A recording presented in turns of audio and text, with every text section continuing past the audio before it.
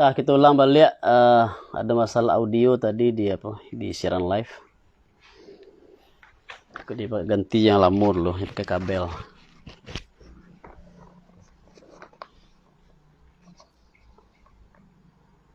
Setengah daripada tando mati hati, artinya hati si murid. Anan setengahnya adam rusuh.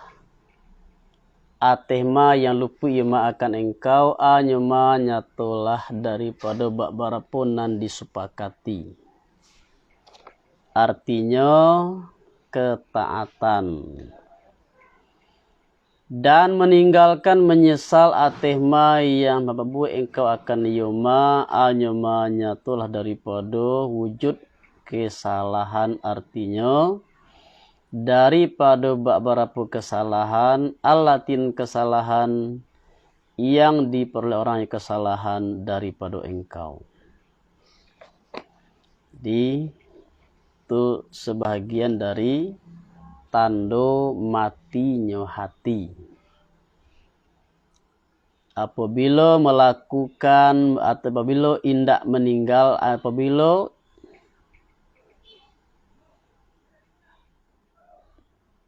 tidak melakukan ketaatan, tidak mengarajukan kewajiban syariat, tinggal yang wajib misalnya sembahyang 5 waktu.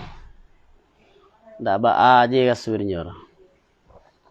Tidak ada rasa sedih, tidak ada rasa rusuh, tidak ada rasa bersalah.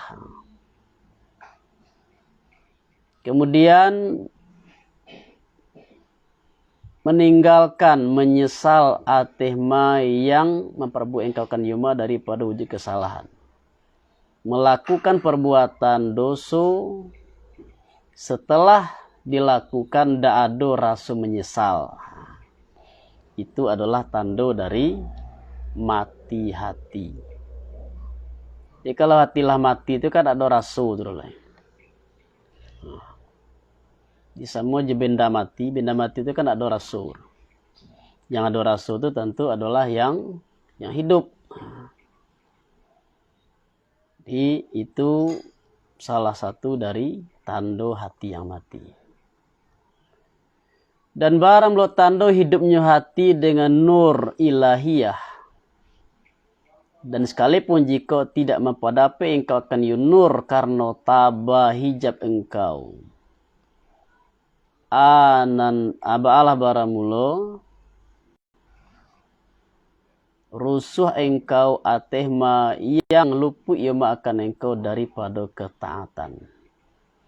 Dan menyesal engkau atehma yang membuat engkau akan yuma daripada kesalahan.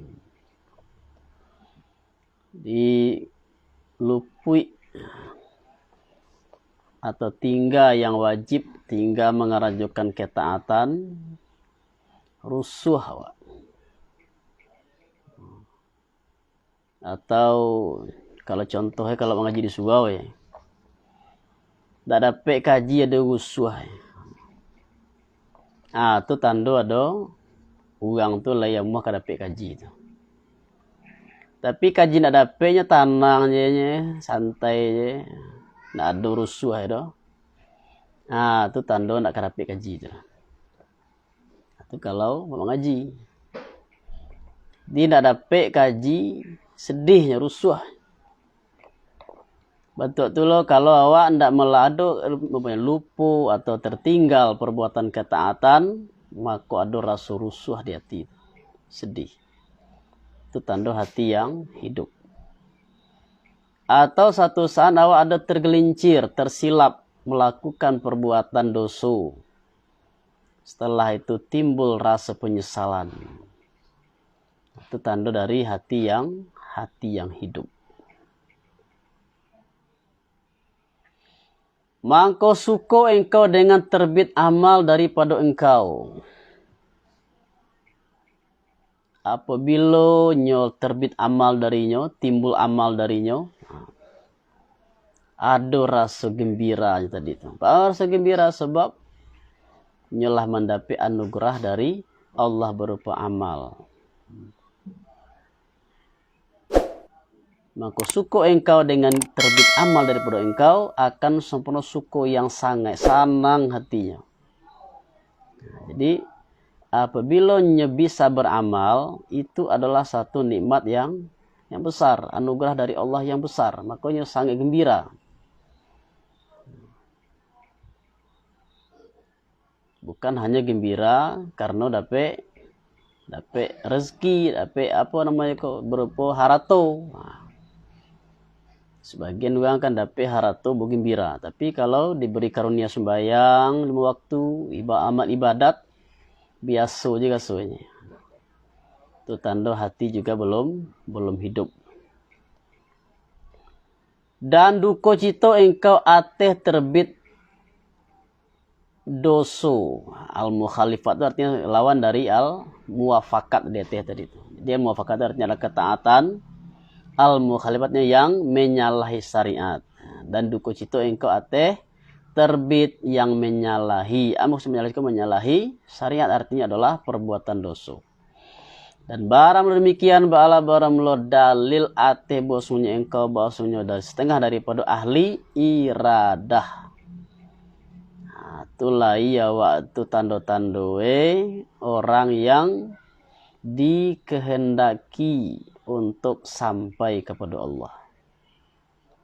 Yang dikasihi mereka itu bagi Allah. Maka bersungguh-sungguhlah engkau pada berjalan dan janganlah malas engkau. Di kalau ada tanda-tanda mode itu, itulah ada waktu ahli iradah tu mode tadi dalam contoh kita mengaji tadi. Dapat kaji senang hati, wah gembira bana. Dapat kaji dia gembira sama gembira seperti dapat pitih dengan pitih sejuta. Dah dapat kaji usuah dia. Tak kilang-kilang apa ngana atau riba nak dapat kaji. Itu tando lai ada orang tadi tando lai ka mendapat ilmu. Tapi kalau data aja dapat kaji ndak gembira, ndak dapat kaji ndak sedih. Itu ndak termasuk ahli iradah. Jadi kau sekaligus awak untuk mendeteksi tando-tando apa khawatir termasuk ahli iradah atau tidak. Kalau awak termasuk ahli iradah, maka tanda-tandanya tadi itu ada rasa rusuh kalau awak tinggal yang wajib atau amal ibadat dan menyesal kalau terbit maksiat dari diri awak. Tidaklah besar dosa pada sisi engkau akan sempurna besar. Yang melarang dosa akan engkau daripada banyak sangko dengan Allah.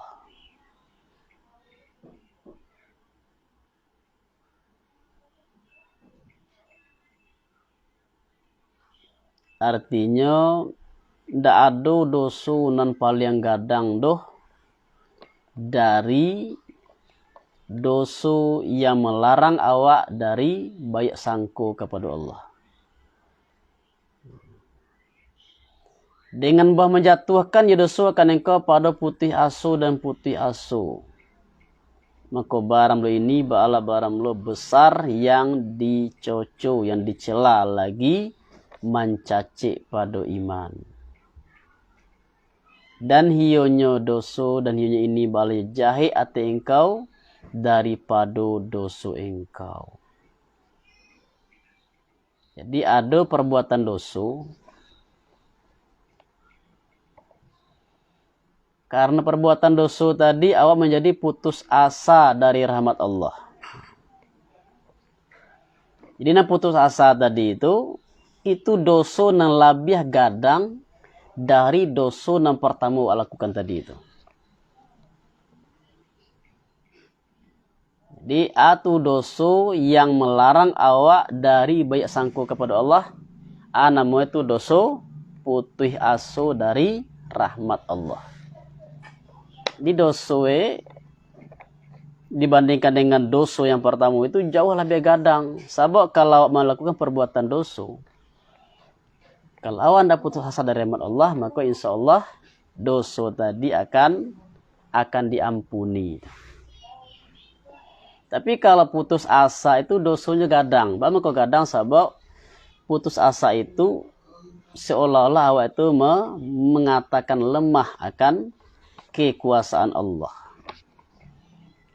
Padahal Allah itu maha kuasa. Innallaha ala kulli syai'in qadir. Allah itu maha kuasa, maha pengampun. Jadi orang putus asa tadi itu adalah orang yang jahe sangko, buruk sangko dengan Allah. Disangkunya Allah hendak akan mengampuni dosa. Padahal Allah itu sebesar apapun dosa hambanya, kalau hamba tadi bertobat, mengakui kesalahan, dan berjanji untuk tidak mengulangi, insya Allah dosa tadi akan diampuni oleh Allah Subhanahu wa Ta'ala. Jadi tidak ada dosa nampal yang kadang loh dari apa? Dari dosa putus asa. Bahkan dosa tadi itu mencacik pada iman. Bahaya. Artinya dosa tadi bisa menggerogoti iman. Dan hionya dosa banyak jahe ate engkau daripada labia jahe ate engkau daripada dosa engkau. Daripada dosa engkau yang pertama tadi itu. Dan barang lo sebabnya ini ba'alah barang lo jahil engkau dengan sifat maula engkau. Asa bae awak atu putih saudara Allah. Asa awak tu buat sangko kepada Allah. Kebodohan kita atau ketidaktahuan kita atau kejahilan kita dengan sifat Allah. Sifat Allah maha pengasih, maha penyayang, maha pengampun kepada hambanya. Dan berdiri engkau saratu diri engkau. Awak jahil dengan sifat Tuhan awak. Dan awak hanya berpegang kepada opini pribadi. Pendapat pribadi awak. Maka bahwa sungguhnya pekerjaan barang lo siman yang mengenal yo siman. Barang lo seseorang yang mengenal yo seorang itu akan Tuhan yo seorang akan sempurna mengenal yang hakikat.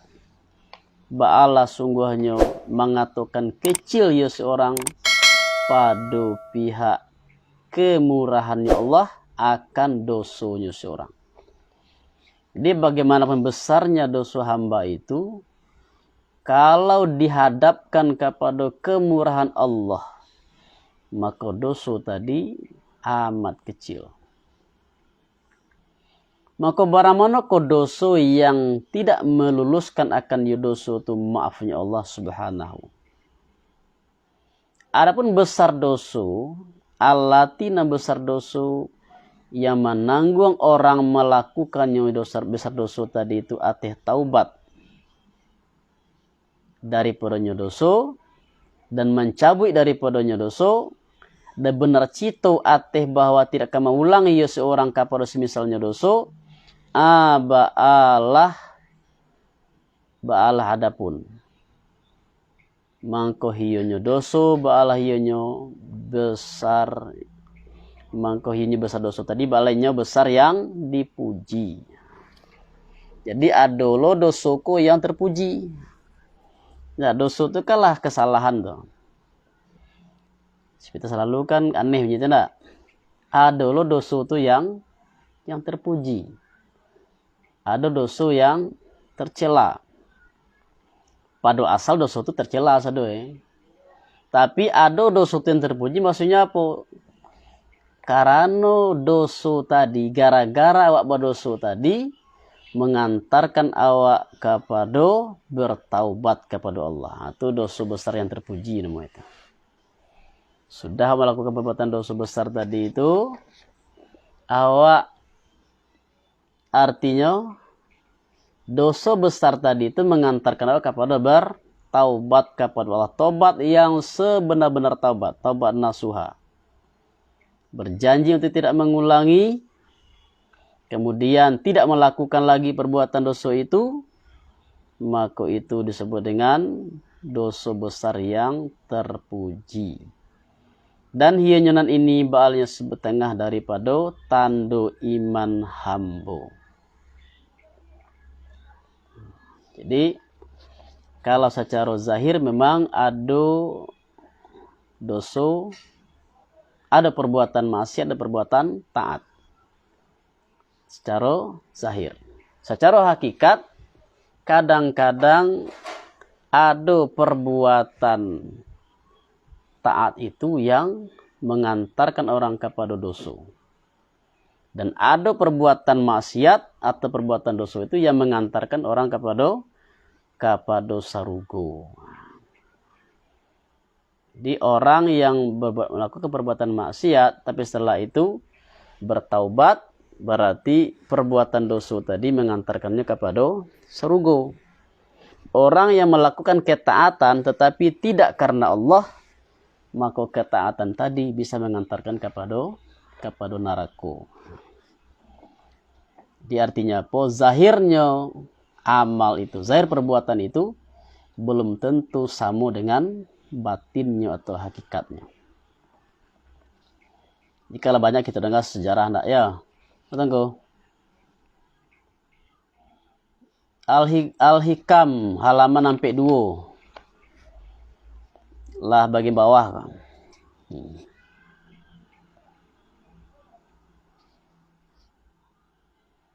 Jadi banyak dalam sejarah orang-orang yang awalnya orang berdosa, orang pelaku dosa besar, tapi kemudian bertaubat menjadi ulama, menjadi sufi, bahkan menjadi wali Allah. Misalnya di kalangan tabi'in itu adalah Fudail bin Iyad. Dulunya adalah seorang perampok. Dulu juga ada namanya Syekh Muhammad Jamil Jambe. Itu pun awalnya adalah seorang yang agak sejarah hidupnya itu awalnya adalah kelam ya, hitam, tapi akhirnya dapat hidayah dan menjadi seorang ulama besar.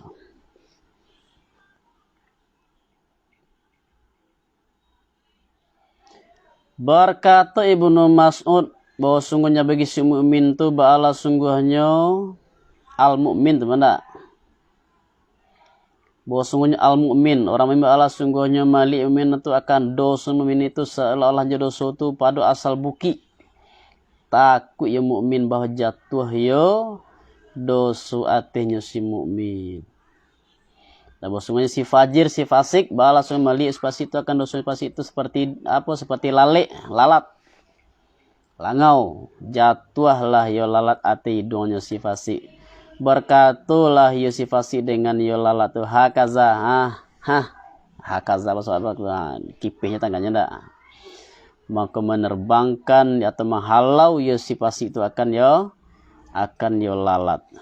Jadi itulah perumpamaan orang mukmin yang sejati dengan orang yang fasik dalam memandang perbuatan dosa.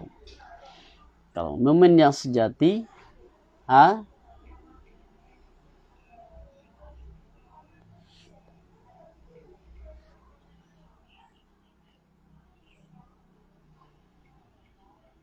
lima ilang datang ko. Oh, panjang-panjang hilang itu mah. 1, 2, 3, ampe bari hilang itu.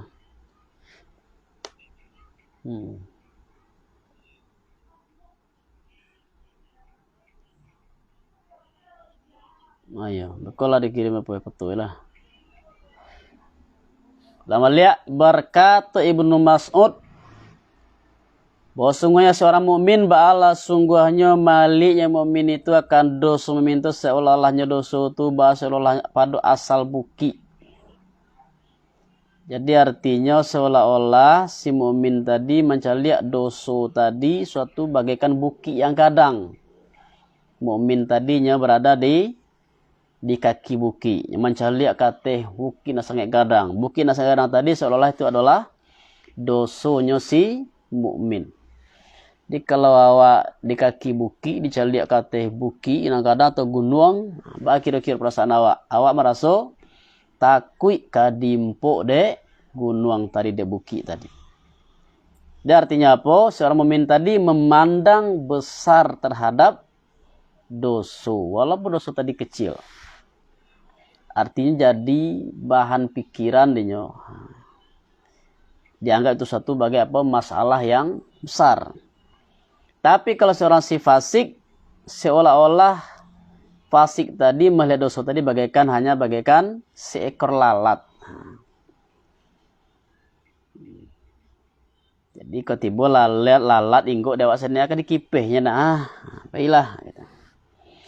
Dan dikata orang bosnya ketaatan bala sungguhnya tiuk-tiuk kecil yo ketaatan, besar yo ketaatan pada sisi Allah. Dan bosnya maksiat bala sungguhnya